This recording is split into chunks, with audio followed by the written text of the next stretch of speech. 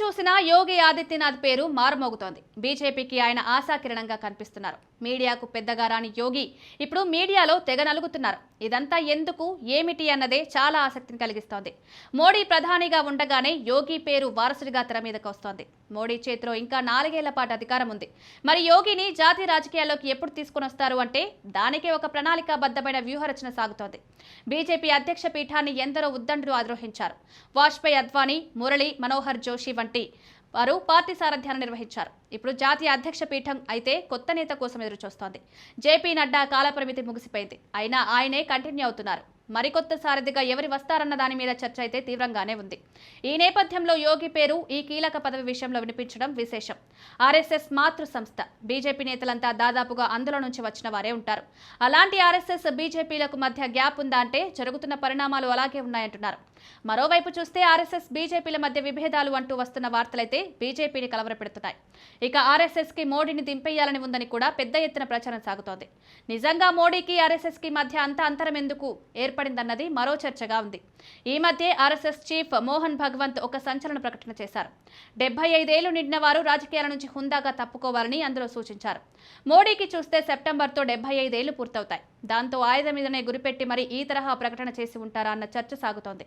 ఇక 75 ఏళ్లకు రాజకీయాలకు దూరమన్న నిబంధన గతంలో బీజేపీలో పెట్టి పెద్ద నాయకులు చాలా మందిని పక్కన పెట్టేశారు. మోడీ వచ్చిన తర్వాతే అది జరిగింది. మరి బీజేపీలో నిబంధనలన్నీ అందరికీ సమానంగానే ఉండాలని ఆర్ఎస్ఎస్ అంటోంది.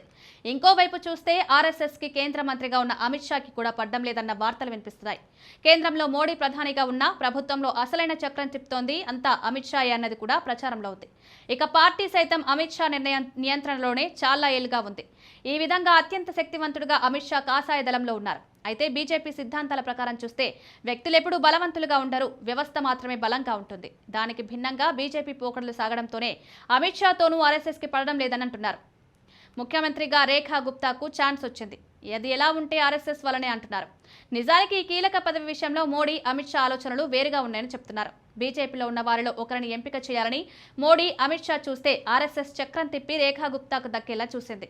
అది ఒక ఎపిసోడ్ మోడీ వర్సెస్ ఆర్ఎస్ఎస్ గా సాగింది. బీజేపీ జాతీయ అధ్యక్ష పీఠం మీద ఎవరిని కూర్చోబెట్టాలన్న దాని మీద భిన్నాభిప్రాయాలున్నాయి. ఆర్ఎస్ఎస్ అయితే సంఘం నుంచి వచ్చిన వారికే ఇవ్వాలని అంటుంది. బీజేపీ పెద్దలైన మోడీ, అమిత్ షాలో మదిలో వేరే పొర్లున్నాట. ఒక మహిళని తెచ్చి ఆ పదవిలో కూర్చోబెడితే సంఘ్ని ఆ విధంగా నియంత్రించగలమని మోడీ, షా వ్యూహరచన చేస్తున్నారంటున్నారు. అయితే ఇప్పుడు మరో ప్రచారం వెలుగు చూస్తోంది. యూపీ వంటి దేశానికి గుండెకాయ లాంటి పెద్ద స్టేట్కి సీఎంగా ఉన్న యోగిని తప్పించాలని చాలా కాలంగా మోడీ, షాలు చూస్తున్నారని ప్రచారంలో ఉంది. ఇప్పుడు ఆయననే ఏకంగా బీజేపీ జాతీయ అధ్యక్షుని చేయడం ద్వారా ఒక్క దెబ్బకు 2 పిట్టలన్నట్లుగా ప్లాన్ అమలు చేయాలని చూస్తున్నారట. ఆర్ఎస్ఎస్ వ్యక్తి బీజేపీ జాతీయ అధ్యక్షుడు అన్న సంఘ మాట నెగ్గించినట్లవుతుంది. అలాగే యూపీ సీఎం పదవి నుంచి యోగిని తప్పించినట్లవుతుందని ఆలోచిస్తున్నారు. మరి ఈ ప్రచారం కనుక నిజమైతే మాత్రం యోగి యూపీకి టాటా చెప్పాల్సిందే అని అంటున్నారు.